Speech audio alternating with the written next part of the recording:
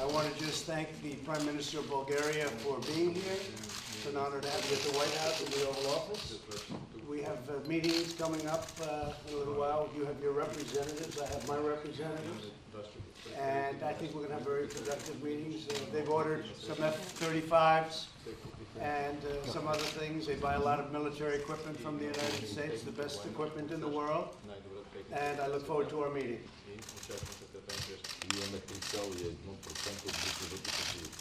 have 3.1% of the national, 3.1% instead of 2, the membership requirement. That's very interesting. We'll have to think about that. Yeah? That's very good. We should tell that to Germany.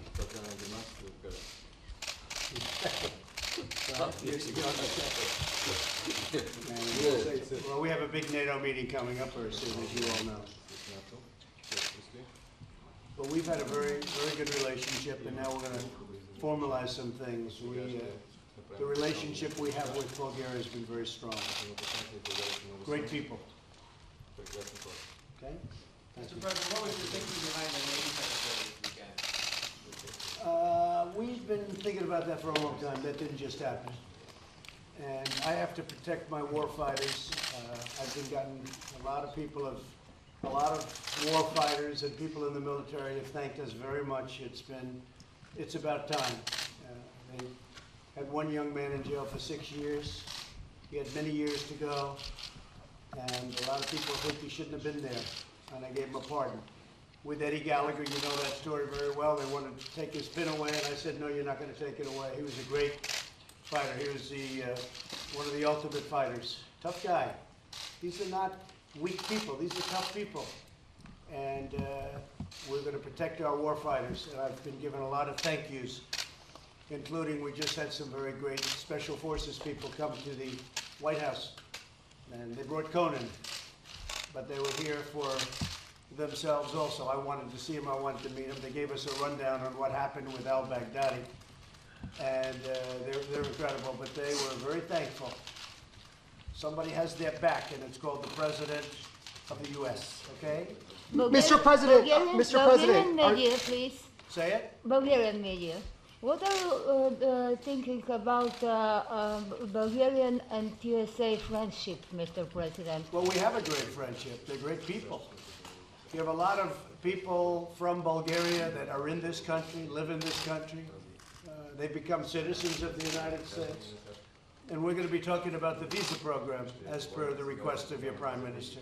I know they're great people. We have a very good relationship. Mr. President, are you at all concerned that with some of your comments about the Navy Secretary and Lieutenant Colonel Vindman, that you're disparaging members of the armed forces? No, I think what I'm doing is sticking up for our armed forces. And there's never been a president that's going to stick up for them and has, like I have, including the fact that we spent $2.5 trillion on rebuilding our armed forces.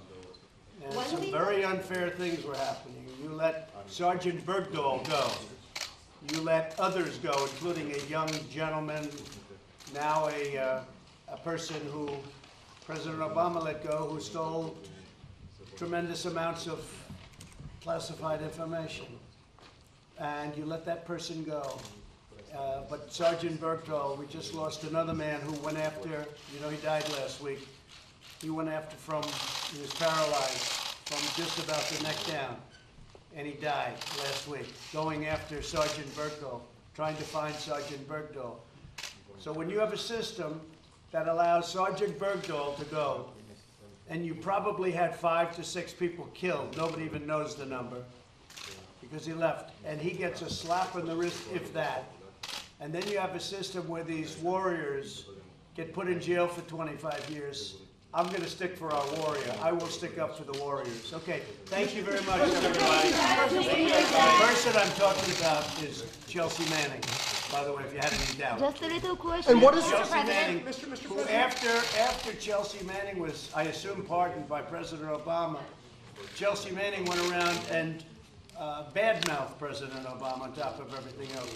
So when you have a Chelsea Manning who stole classified information and did many, many things that were not good, and gets pardoned, or whatever happened, and you have a Sergeant Bergdahl who gets virtually nothing happens, a slap on the wrist, and then they want to put these warriors in jail for 25 years. One of them, Laurence, served 6 years in jail, had many years left as a fighter.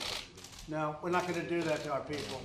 What does Rudy Giuliani mean when he says he has insurance? What's Rudy Giuliani's insurance against getting thrown under the bus? What do you make of Rudy Giuliani saying he has insurance? Oh, I don't know. Rudy's a great guy.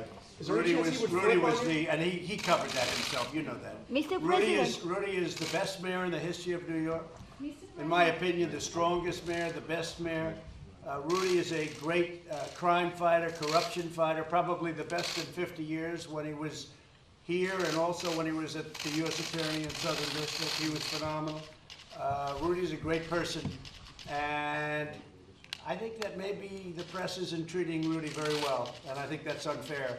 But Rudy was a great mayor and a great crime fighter. Was he working on Mr. your behalf? President, Mr. President, you said we're thinking of firing the President. Do you really come to Bulgaria and do you know that, what do you think about the Bulgarian position? Well, I in might Donbass? come. I might come. It's a country where we have a lot in common, and we have a prime minister that we like a lot, so that could happen. Thank you very Mr. much. President, you said you were thinking of, Mr. President, Mr. President,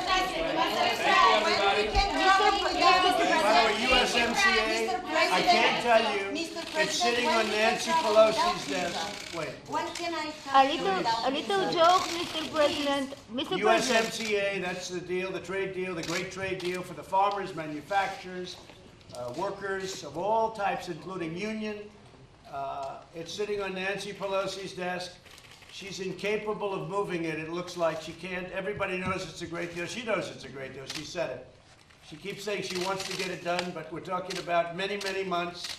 Sitting on her desk, no votes, and she doesn't have to help with the Democrats because they're going to vote for it, most of them.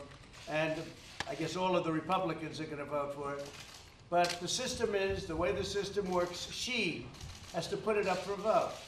And she hasn't wanted to do it because I understand a couple of the unions, AFL-CIO, they are asking her to hold it for a while because maybe you'll make Trump look bad, although I get a lot of votes out of the AFL-CIO, except for maybe the top, who I actually like, Richard Trumka, nice guy.